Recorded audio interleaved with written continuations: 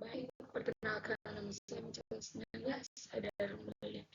Dari sini saya akan menjelaskan Information and Communication Technology atau ciri.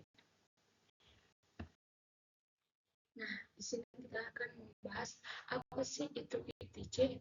Nah, ICT merujuk pada singkatan Information and Communication Technology yang familiar dengan istilah TIC.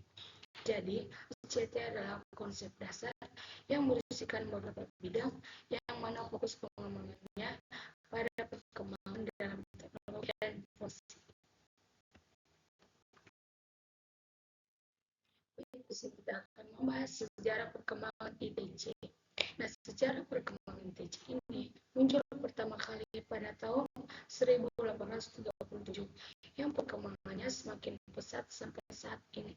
Pemunculannya pertama kali melalui telegraf yang ditemukan oleh Samuel Morse.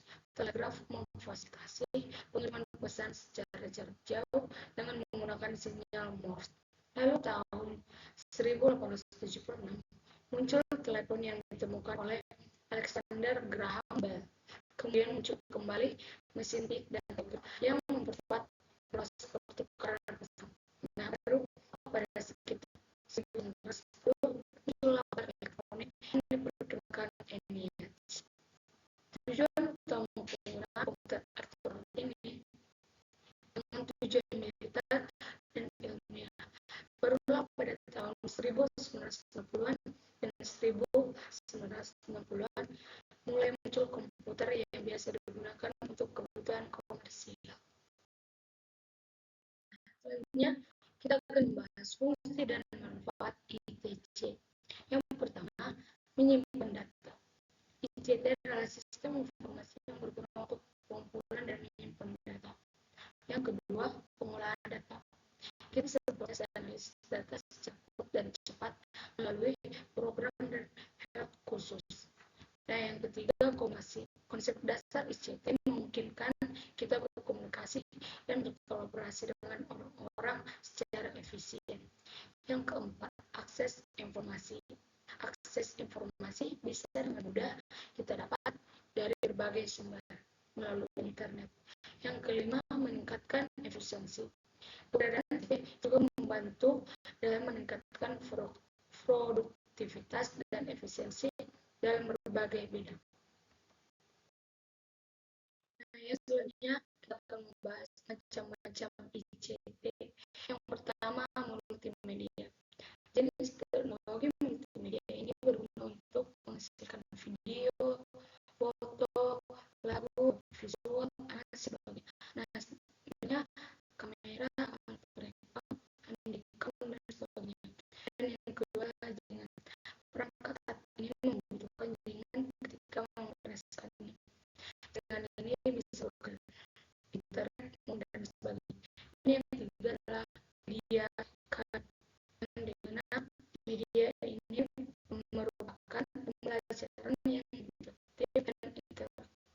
Yang keempat, media sosial belakang ini penggunaan semakin masif. Misalnya Instagram, TikTok, Facebook, dan sebagainya. Yang kelima adalah software yang dimaksud bisa berupa HTML, HP, CSS, browser, dan sebagainya. Adanya software hardware dapat mendukung kinerja jaringan sehingga Anda bisa membuat untuk bisa bekerja secara efisien.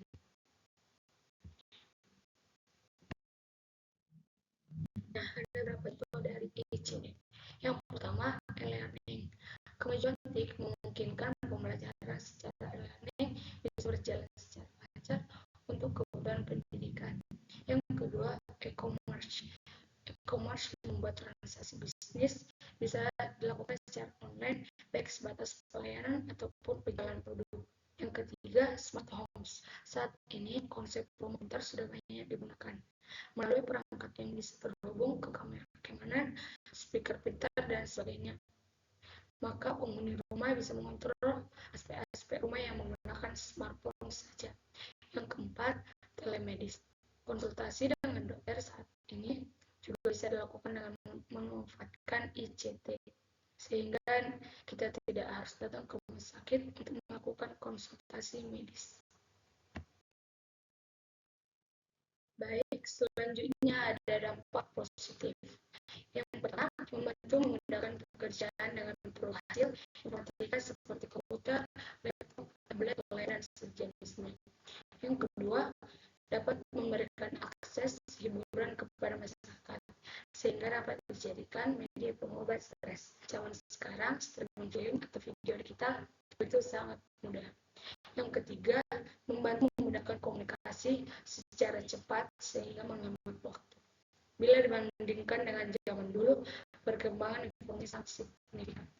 Yang keempat, membantu akses pendidikan yang semakin mudah melalui internet. Nah, di internet berbagai sumber informasi bisa diakses kapanpun dan dimanapun. Selanjutnya, dampak negatif. Yang pertama, kecanduan internet dan game. Yang kedua, dapat penyebaran informasi yang salah. Yang ketiga, berkurangnya aktivitas fisik. Dan yang keempat, potensi korban kejahatan.